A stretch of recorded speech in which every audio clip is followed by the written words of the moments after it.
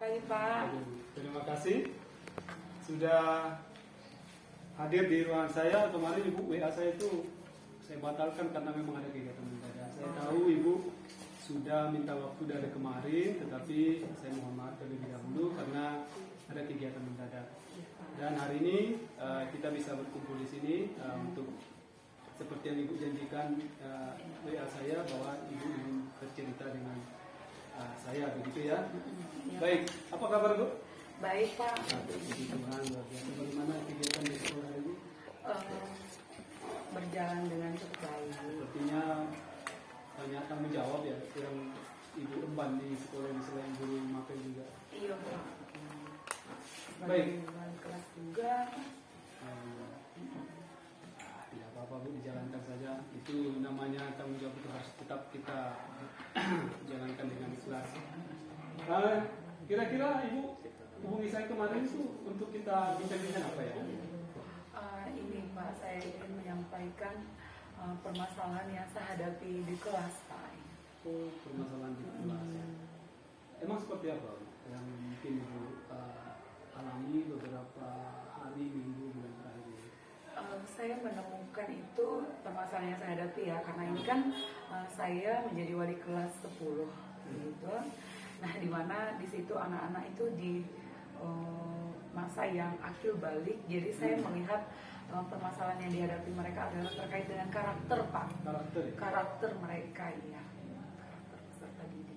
Baik, Ibu tadi bilang terkait bagi anak-anak yang ada di fase akil balik ini, jadi karakter mereka jadi seperti apa yang dilihat? Memang bagaimana gambaran karakter mereka ini?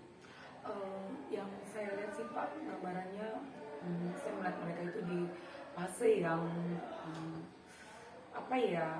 mereka itu mau mencoba segala hal, tapi mereka belum tahu itu baik atau tidak baik bagi mereka gitu.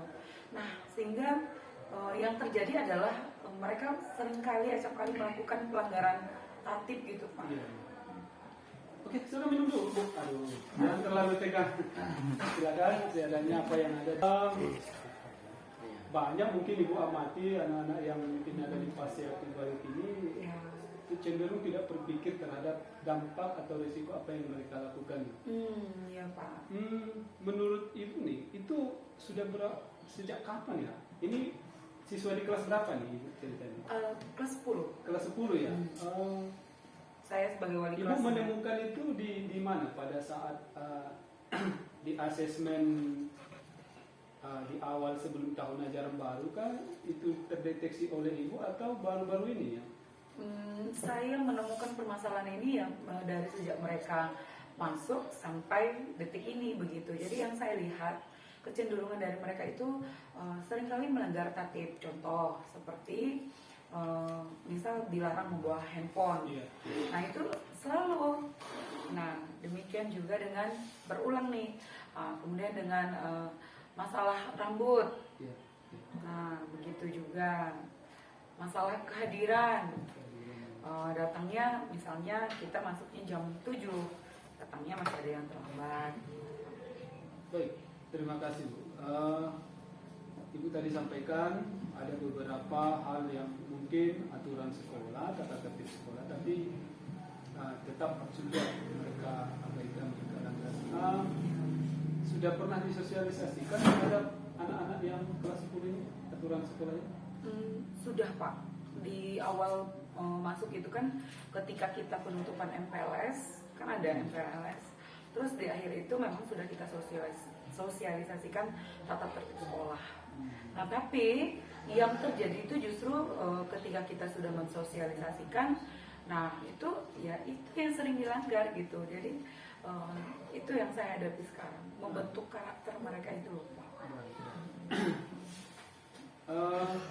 Terima kasih Bu, Ibu sudah menyampaikan tadi dari hasil pengamatan Ibu terhadap khususnya siswa-siswa kelas 10 ya. Iya.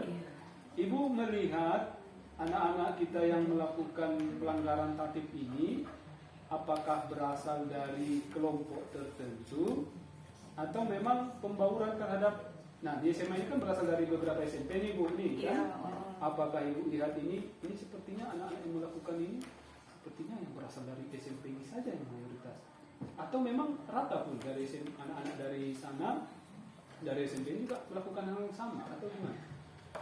Merata sih. Merata ya? Ada dari, kan kalau dari SMA Pria itu kurang lebih dari 5 atau 6 SMP lah yang berada di sekeliling itu, jadi merata sih, tidak harus dari SMP tertentu. Terus kira-kira bagaimana ibu melihat situasi ini?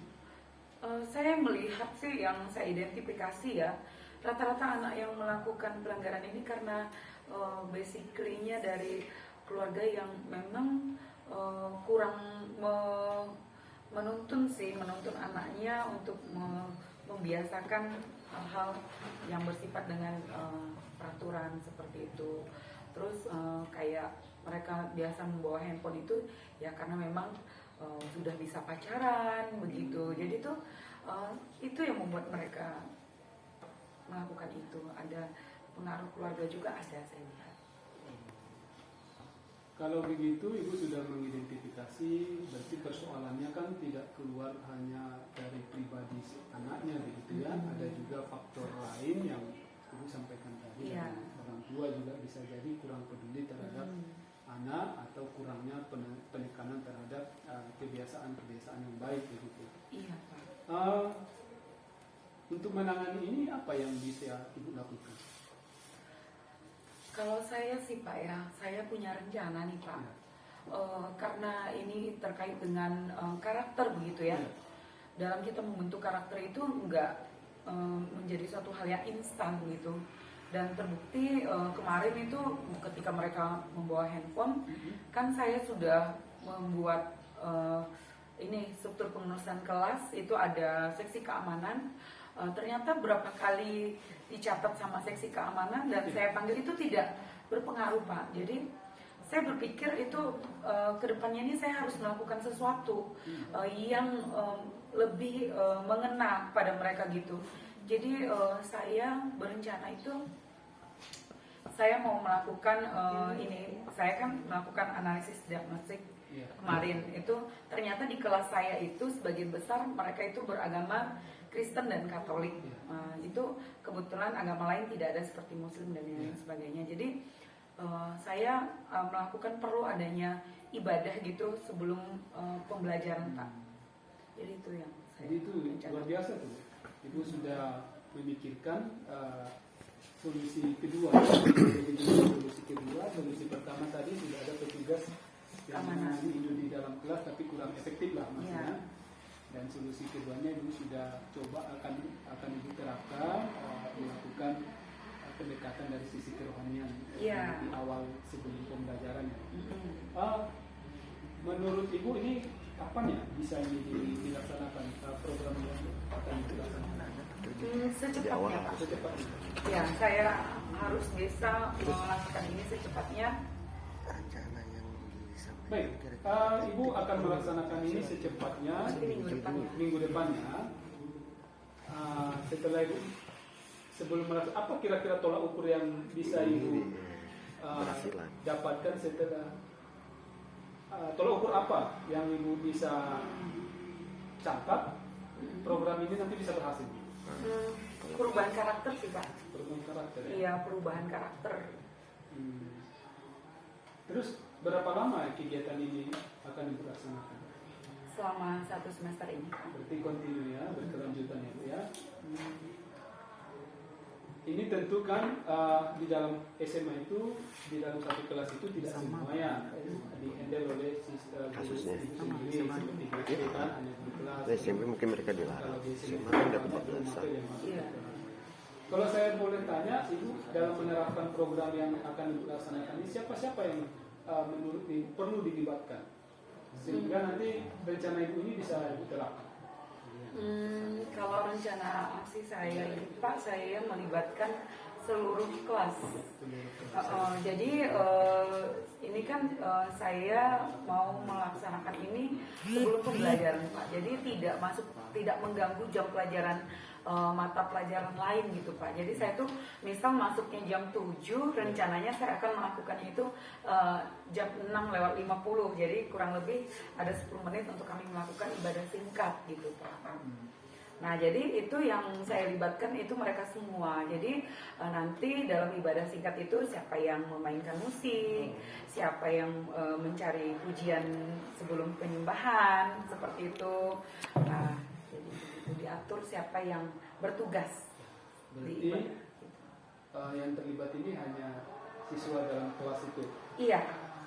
Yang sudah akan dibagi dalam peran-peran tertentu. Iya, Ya? dan saya yang akan selaku orang tua mereka, begitu, Iya. saya yang akan memandu mereka. Baik.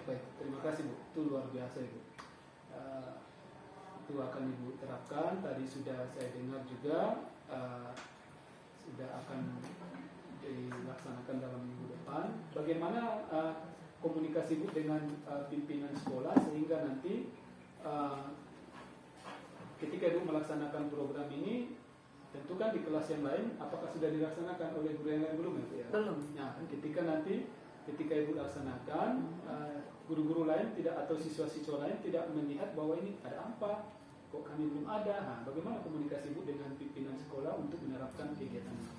Oh ya, jadi setelah ini saya akan berkomunikasi dengan kepala sekolah untuk menyampaikan ide dan gagasan saya ini, dan semoga saja beliau menyetujuinya seperti itu, karena saya juga akan menyampaikan apa yang mendasari apa yang saya rencanakan gitu. Semoga beliau setuju. Ya, baik sekali Bu.